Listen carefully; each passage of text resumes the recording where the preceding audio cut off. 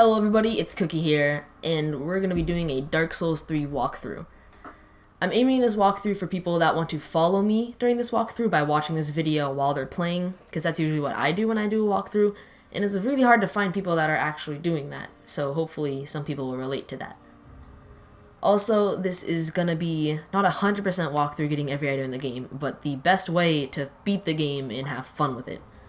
Because Dark Souls is known for being a hellish hellhole of hell, and I want to make it not so hellish for everybody that's new to the game. So I'm aiming this walkthrough for people that are fairly new at the game as well. So let's just get into this. Now basically, I already have a pre-made character, and this is all the stuff that I would recommend doing. Warrior, best starting class. Burial Gift, Sovereign the Soul.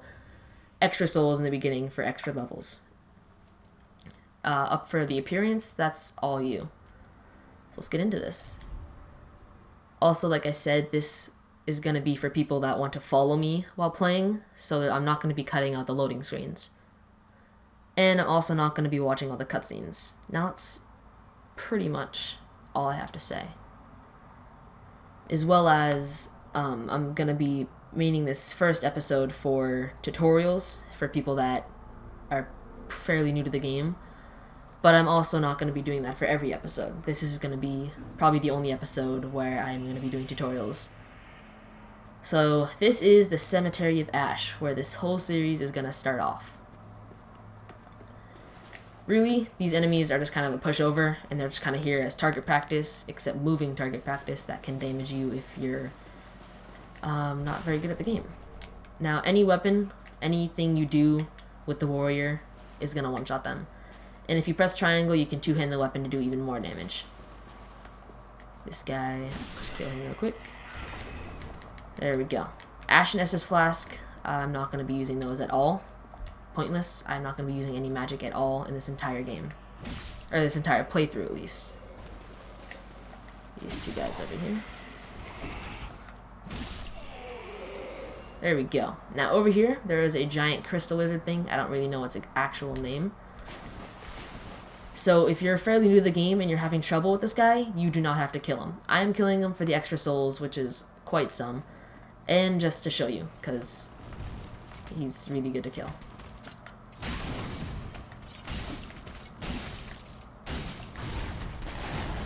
Now, I have done this several times, because I've done a failed recording 3 times, not because I've done anything bad or messed up or anything, literally just because my Elgato messed up. And if it does it this time, I don't know what I'm going to do. Because that's some annoying stuff right there. Okay, if I attack him quickly, I should be able to stun him again. Just like that. And boom. Tough enemy, done. That's plus 4,000 souls right there. As well as a Titanite skill, which you can use to upgrade special weapons later in the game. So let's head on over here. I planned these episodes to not really have a time range. More of trying to finish an entire area in an episode. But if the area is a little bit bigger than some other areas, I'm just going to cut it into a few parts. This guy, gonna kill you. Now, like I said, if you somehow missed it or skipped a little bit, this walkthrough is made just to get the best way to beat this game. Not necessarily the fastest, not necessarily getting every item in the game, just helping people that are new to the game and want to get it done. For example, I'm going to be teaching you how I would level up and how I recommend leveling up, as well as just showing you the items that you're going to want to make the game easier. Kill you. Now, over there is some firebombs. We don't really need those. But what you want to do is you want to line yourself up with that tree, just a little bit to the right of it, like where I'm looking right now. Start sprinting, and jump. Boom. Got yourself a Titanite shard. Very useful for later in the game for upgrading weapons. Now over here is the first boss of the game, a tutorial boss, so he is fairly easy. And the last 2 times I fought him, I haven't had any problems, meaning I didn't take any damage. Now the best way to get him done if you're using the warrior class is you get over to him, use your war cry, start spamming X, remove the sword, and as soon as the sword is removed, start spamming R1. You can get some easy damage in right before he even starts the battle. Now, the damage is reduced, so you don't do as much damage as you normally would, but it's still some extra damage. Ooh, I hate that attack, because I sometimes get messed up. Now, the main strategy is you attack twice, and then get out of there. Now, this thing, if you've never played this game before, is called an Abyss Beast, and now he is very terrifying, and oh boy. That's the first damage I've actually taken in this boss fight the past 3 times I've done this. As I take even more, and even more. Very fun. That's alright. No really a problem, we have Estus Flasks for a reason. But as you can tell, he is a pushover, seeing as he is a tutorial boss. But that Abyss Beast, if you have never seen it before, is literally just to scare you. I believe he doesn't have any other moves other than the one that jumps in the area and does a huge area of effect. Other than that is the complete same. You just gotta roll out of the attacks and then attack him. Fairly simple and fairly straightforward. Right now we are at 7,200 souls. What we're gonna be doing is killing the Sword Master up ahead. And we're gonna be cheesing him, of course, because like I said, this is just how to get the game done the best and easiest way. And so you can just tell your friends, hey, I beat Dark Souls, and I'm really good at it and stuff. Yeah, that's what you want to do after you beat the game. You're gonna go to your friends at school, and you're gonna be like, hey, yeah, I beat Dark Souls, and I'm really good at it. Do you want to go to prom? That's how it's gonna work. All right, you're gonna get all the ladies, and if you're a chick, then you're gonna get all the guys.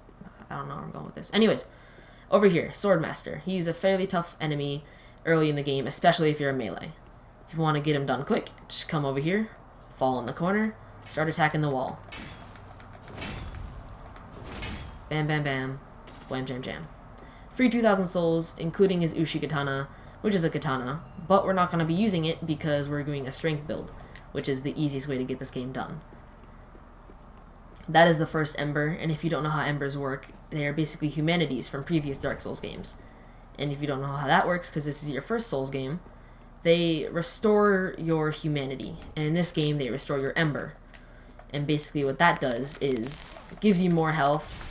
This is just not including the lore, because if you like read into the lore and everything, it's really in depth. But really, all that's gonna bother us of knowing what Embers do is it increases your health and makes it so you can summon people to help you. That's pretty much it. So if you jump down here, we are now in Firelink Shrine.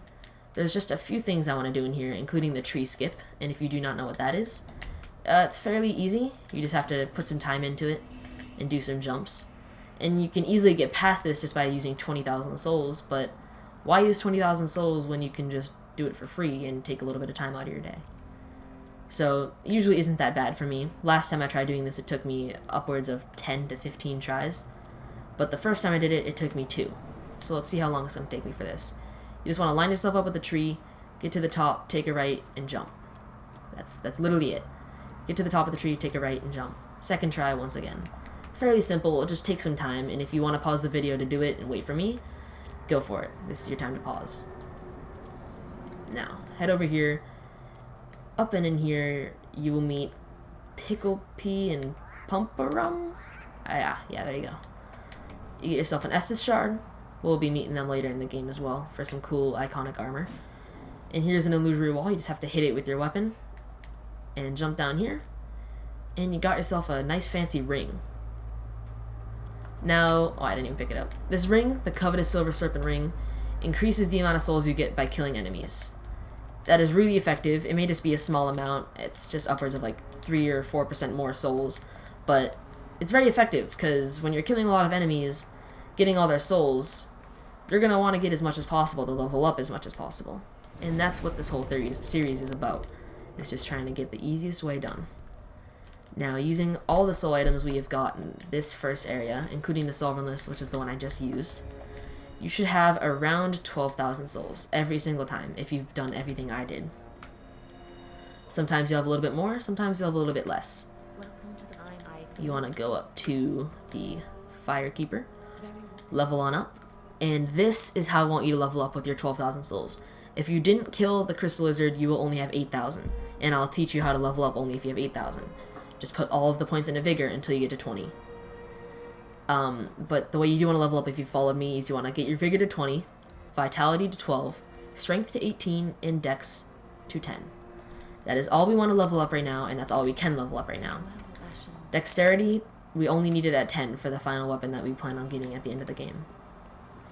But then what we want to do, as the last thing we're going to do in Firelink, is come up to Andre, reinforce our Estus Flask to get an extra one, allot our Estus, so we have 5 Estus Flasks, and now we just went from 3 Estus Flasks to 5, which is really helpful. And that is going to conclude the first episode of my Dark Souls 3 walkthrough. I really hope you enjoyed, and if this has helped you at all, please leave a like and subscribe. I'd really appreciate it. And I'm going to be pumping out these videos basically daily, almost daily, and I'll see you on the next one. Peace.